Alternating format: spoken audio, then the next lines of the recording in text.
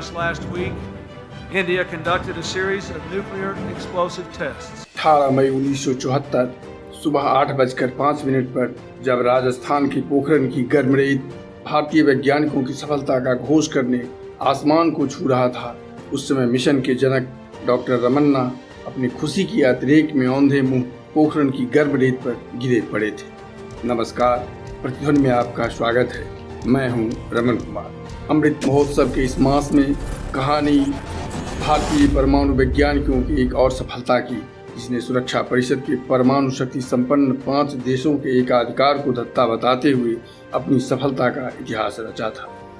दरअसल 1971 के भारत पाकिस्तान के युद्ध में अमेरिकी भूमिका के बाद भारत में परमाणु शक्ति संपन्न होने की आवश्यकता को महसूस करते हुए तत्कालीन प्रधानमंत्री इंदिरा गांधी ने भारतीय परमाणु ऊर्जा आयोग को परीक्षण की तैयारी का मौखिक आदेश दिया था, क्योंकि लिखित सूचना के लीक होने की आशंका थी।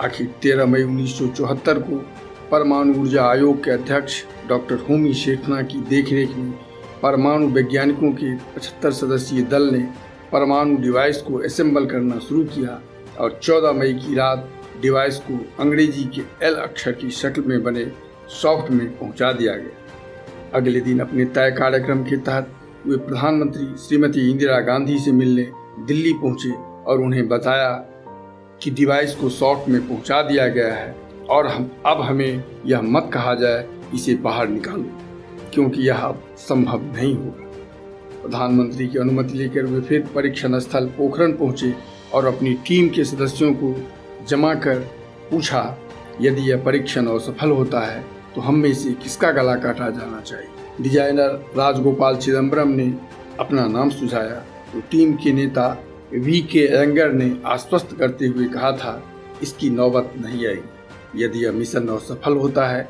तो इसका मतलब भौतिक विज्ञान के सिद्धांत ही गलत है। इस आत्मविश्वास से भरे आश्वासन से उल्लासित परीक्षण को अंतिम रूप दिया जा रहा था। परीक्षण को देखने परीक्षण स्थल से 5 किलोमीटर दूर 2 मचान बनाए गए थे।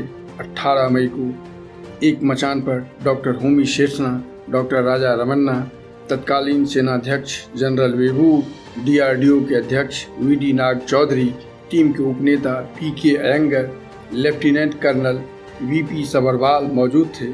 तो दूसरे कंट्रोल रूम के पास वाले मचान पर चिदम्बरम और एक दूसरे डिजाइनर सत्येंद्र कुमार सिक्का, श्रीनिवासन और इलेक्ट्रॉनिक डेटोनेशन टीम के प्रमुख प्रणब दस्तीदार कंट्रोल रूम के अंदर थे। परीक्षण का समय सुबह 8 बजे निर्धारित था।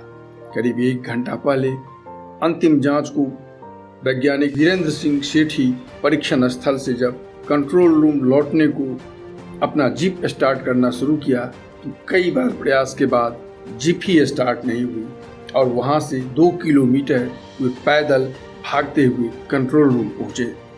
इस देरी के कारण समय को 5 मिनट बढ़ाना पड़ा। आखिर लाउड स्पीकर से गिनती शुरू हुई।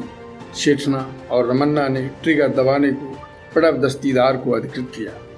5 की गिनती पूरी हुई तो प्रणब ने हाई वोल्टेज स्विच को ऑन किया। इधर दस्तीदार ने देखा इलेक्ट्रिसिटी मीटर से निर्धारित मात्रा का मात्र 10% वोल्टेज ही डिवाइस तक पहुंच रहा है।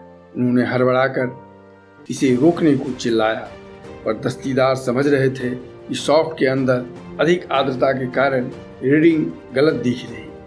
उन्होंने ऐसा करने से रोकने को नो चिल्लाया। इस हड़बड़ी में गिनती भी बंद हो गई। आखिर ठीक 8:05 पर दस्तीदार ने बटन दबा दिया।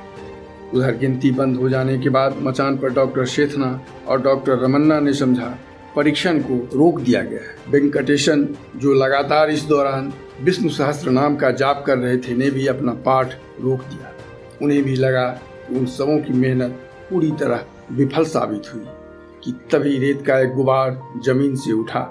वैज्ञानिकों के चेहरे खिल गए। जोश में डॉक्टर सिक्का मचान से नीचे कूद पड़े, जिससे उनके पैरों में मोच आ गई। उधर खुशी के अतिरेक में डॉक्टर रमन्ना ये भूल गए कि अब धरती हिलेगी भी, और वे मचान से उतरते हुए संतुलन खोकर तपती रेत पर औंधे मुंह गिर गए। और उधर उनकी सफलता की कहानी रेत की पहाड़ की शक्ल में आसमान पहुंच रही थी। प्रधानमंत्री को सूचना देने को विशेष हॉटलाइन की व्यवस्था की गई थी, जहां से कई बार प्रयास कर डॉक्टर सेथना ने प्रधानमंत्री के निजी सचिव पीएन धर को बताया एवरीथिंग हैज़ गॉन, और अचानक लाइन कट गई। फिर भागकर वे पोखरण गांव में बने सेना के एक अन्य टेलीफोन एक्सचेंज से प्रधानमंत्री कार्यालय को फोन लगाया और मिशन का वह प्रसिद्ध वाक्य बोला था, बुद्धा इज स्माइलिंग। धर यह खबर लेकर प्रधानमंत्री आवास भागे, जहां श्रीमती गांधी लॉन में लोगों से मिल रही थी। धर को देखते हुए वे उनकी ओर लपकी। धर ने उन्हें बताया, मैडम सब ठीक है, और उनके चेहरे पर छाई गंभीरता खुशी में बदल गई।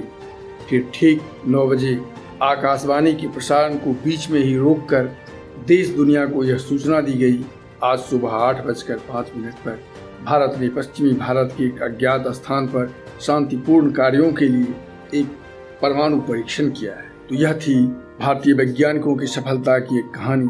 आज के अंक में बस इतना ही। चैनल अच्छा लगे तो इसे लाइक, सब्सक्राइब और अपनी प्रतिक्रिया देकर प्रोत्साहित करें। धन्यवाद, नमस्कार, मिलते हैं फिर अगले अंक में।